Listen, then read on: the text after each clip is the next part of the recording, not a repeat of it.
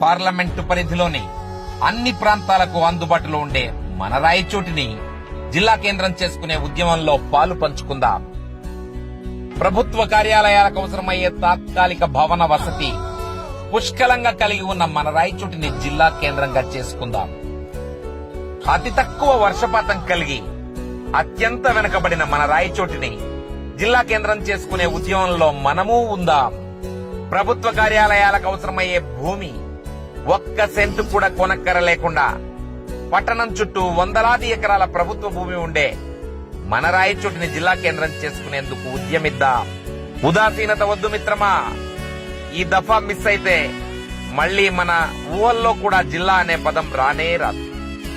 ఇందులో మనం చేయవలసిందల్లా రాయచోటి తహసీల్దార్ ఆఫీస్ ముందర వేసిన దీక్షా శిబిరాన్ని సందర్శించడం, నిరాహార దీక్షలో ఉన్న వారికి మేము మీతో ఉన్నామన్న భరోసానివ్వడం, రాయల కాలము నాటి వీరభద్రుని ఆలయంతో దక్షిణ భారతదేశంలో అత్యంత ప్రాచుర్యం కలిగి దక్షిణ కాశీగా పిలువబడుతున్న మన రాయచోటిని జిల్లా కేంద్రంగా ప్రకటింపజేసుకోవడంలో మన పాత్ర ఉందని జీవితకాలం తృప్తి మిగిలించుకోవాలంటే ఈ రోజు రాయచోటి జిల్లా సాధన సమితి చేసే ఉద్యమంలో పాలు పంచుకోవాలి. సర్వమత సమ్మేళనంతో అన్ని మతాల వారు అన్నదమ్ముల వలె కలిసి ఉండే మన రాయచోటిని జిల్లా కేంద్రంగా చేసుకోవడంలో మా పాత్ర ఉండాలన్న సంకల్పంతో ఉద్యమిద్దాం. అడగందే అమ్మైనా అన్నం పెట్టదు. జిల్లా సాధనకు ఉద్యమమే ఊపిరి. అన్నా, ఈ రోజు ఉద్యమంలో పాల్గొనకుండా ఏమరపడ్డావో నీ పిల్లలకు కూడా నీవు అన్యాయం చేసిన వాడవవుతావు. అతి తక్కువ వర్షపాతం కలిగి అత్యంత వెనుకబడిన మన రాయచోటిని జిల్లా కేంద్రం చేయాలన్న సంకల్పంతో ముందుకు నడుస్తున్న సమితి వెనుక మనమూ నడుద్దాం. పట్టణం చుట్టూ వందలాది ఎకరాల ప్రభుత్వ భూమి, ప్రభుత్వ కార్యాలయాలు, సాఫ్ట్వేర్ కంపెనీలు, ఫ్యాక్టరీలు ఏర్పాటు చేసుకునేందుకు ఒక్క సెంటు కూడా ప్రైవేట్ భూమి కొనే పనే లేకుండా మెడలో ముత్యాలహారం వేసినట్టుండే 17.2 కిలోమీటర్ల రింగ్ రోడ్డు పట్టణం చుట్టూ పార్లమెంటు నియోజకవర్గంలోనే ఏ ఊరికి లేనట్టుగా రాబోయే తరాలను దృష్టిలో ఉంచుకుని పుష్కలమైన తాగునీటి వసతి ఏర్పాటు చేసుకున్న మన రాయచోటిని జిల్లా చేసుకోవడంలో మనగలము విప్పుదాం.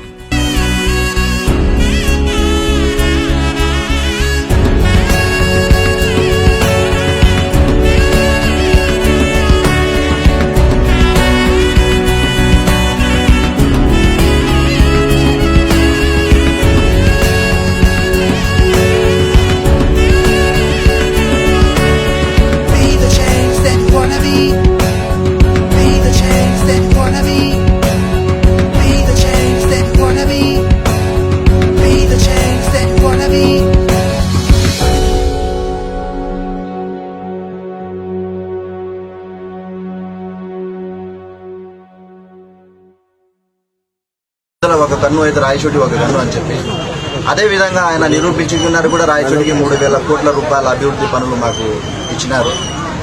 ఎంతో అభివృద్ధి చెందుతుంది రాయచోటి అని చెప్పి మేము తలెత్తి తిరగవచ్చు అని చెప్పే ఉద్దేశంతో మనం ఉండగా ఈ మధ్యలోనే ఆ సందర్భంలోనే ఈ జిల్లాలో కడప మాకు తల్లి లాంటిది.